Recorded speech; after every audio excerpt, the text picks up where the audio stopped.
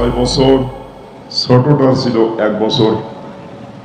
আমি দেখেছি বড়টাকে কোলে নিয়ে উপরে তুললে কান্নাকাটি করে, আর ছোটটাকে কোলে নিয়ে উপরে তুললে যত উপরে ছুঁড়ে মারি তত হাসে।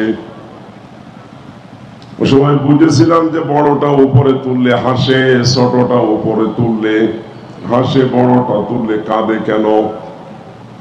বড় মেয়েটার এই ভরসা ছিল না আমার উপরে যে আমি একটু ভারী হয়ে গেছি, আমার ওজন হয়ে গেছে, বাবা যদি উপরে ছুড়ে মারে নিচে যদি ধরতে না পারে আমার ব্যথা লাগবে। ছোটটার এই ভরসা নেই, এই বিশ্বাস নেই। ওই বিশ্বাস ছিল এটা, আমার বাবা যত উপরে ছুড়ে মারুক না কেন নিচে হাত পেতে রাখবে।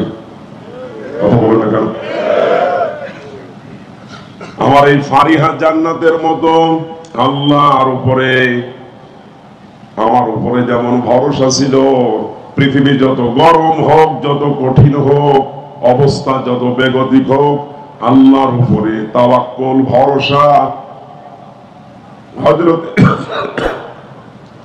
হযরতে হাজেরার মতো আমাদের তৈরি করা লাগবে।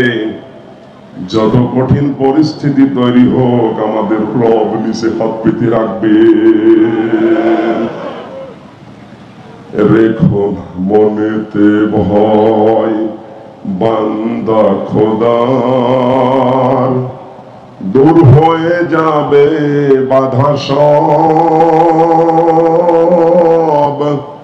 তোমার আমার এক মালিক আছেন, আছেন আমাদের রব, আছেন আমাদের রব। জোরে বলেন ইনশাআল্লাহ।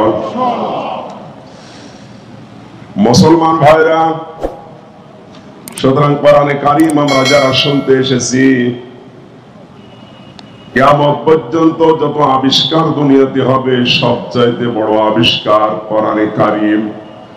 আল্লাহ রাব্বুল আলামিন কথা দিয়ে জানিয়েছেন, যার অন্তর যত পরিষ্কার হবে কোরআনে কারীম তার কাছে পুরাতন না নতুন মনে হবে। জেলখানায় থাকবেন 170 বারের উপরে আমার এই 3 বছরে কোরআনে কারীম খতম হয়েছে, শুধু বাইরে আর নামাজে দিয়ে।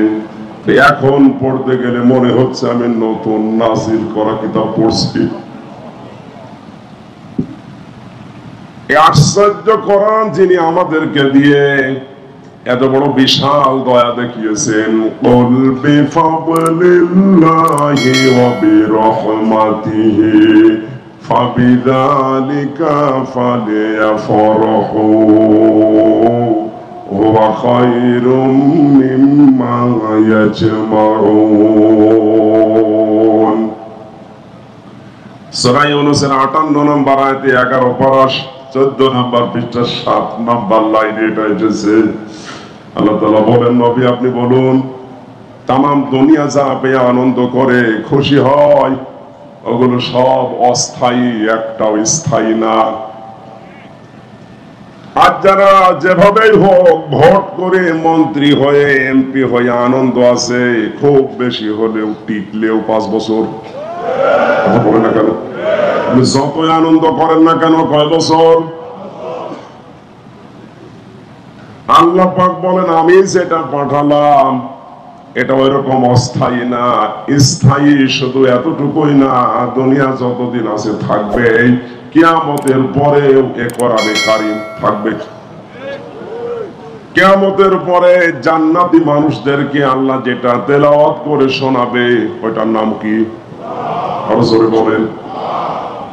জান্নাতের ওই অনুষ্ঠানে আল্লাহর কুদরতি মুখে কোরআনে কারীমের এই অনুষ্ঠানে বসে যেন আমরা নিজেরা শোনার মতো একটা জায়গা পাই। আজকের এই অনুষ্ঠান ওই ব্যবস্থা আমাদের করে দেন, বলেন আমিন। তোমার দুনিয়া যা পেল